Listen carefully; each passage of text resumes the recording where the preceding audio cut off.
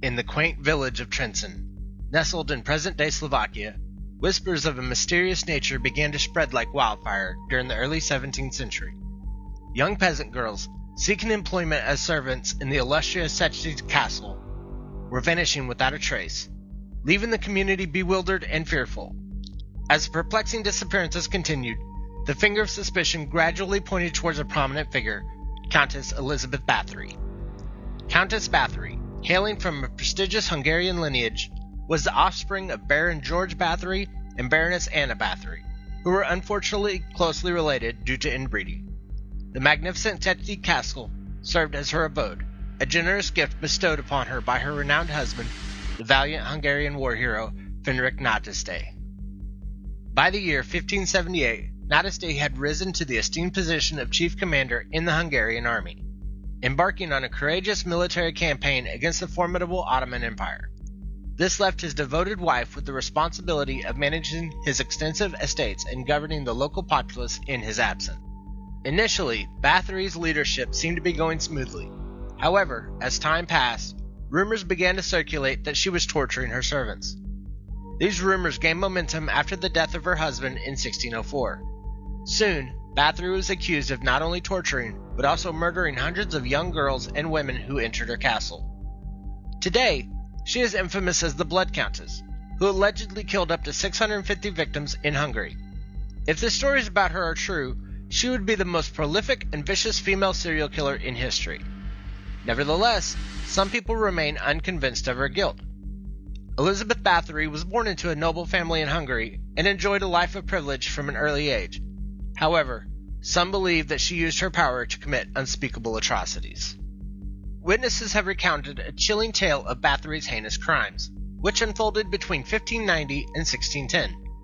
It is believed that the majority of these brutal murders occurred after the demise of her husband in 1604. Initially, her targets were impoverished girls and young women who were enticed to the castle with promise of employment as servants.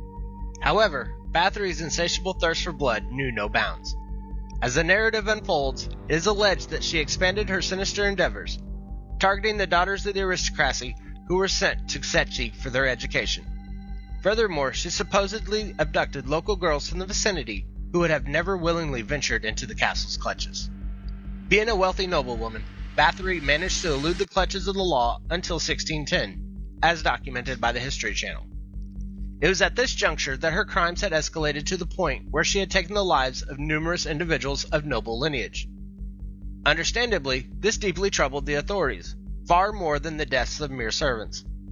Consequently, Hungarian King Matthias II dispatched his most esteemed representative, György Thurzó, to thoroughly investigate the mounting accusations against her.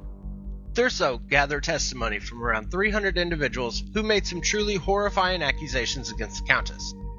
According to both contemporary accounts and tales passed down through the ages, Elizabeth Bathory subjected young women and girls to unimaginable torture. It's said that she burned her victims with hot irons, beat them to death with clubs, inserted needles under their fingernails, doused them in ice water, and left them to freeze to death outside, covered them in honey to attract insects to their exposed skin, sewed their lips shut, and even bit off chunks of flesh from their breasts and faces. Witnesses claimed that Bathory's preferred method of torture was to use scissors to mutilate her victims' bodies and faces. She allegedly used the tool to sever their hands, noses, and genitals, and sometimes even sliced open the skin between their fingers.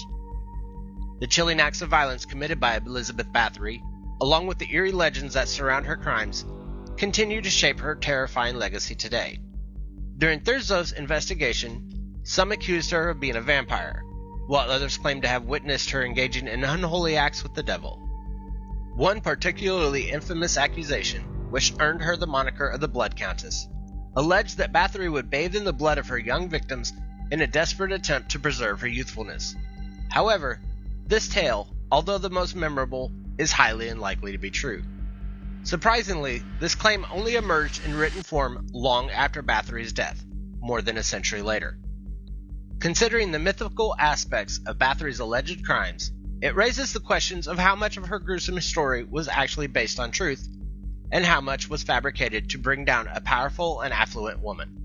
Thurzó didn't hesitate to charge Bathory with the deaths of 80 girls after hearing the accusations. Shockingly, a witness claimed that Bathory had recorded the names of all her victims in a book, totaling a staggering 650. However, the existence of this diary remains a mystery to this day. Bathory's alleged accomplices were convicted of witchcraft and burned at the stake, while Bathory herself was spared execution due to her noble status. Instead, she was bricked up and isolated in a room at Checksy Castle for 4 years until her death in 1614. But was Bathory's case really as clear-cut as it seemed? According to modern Hungarian scholars, Bathory's supposed evil may have been exaggerated by others' power and greed.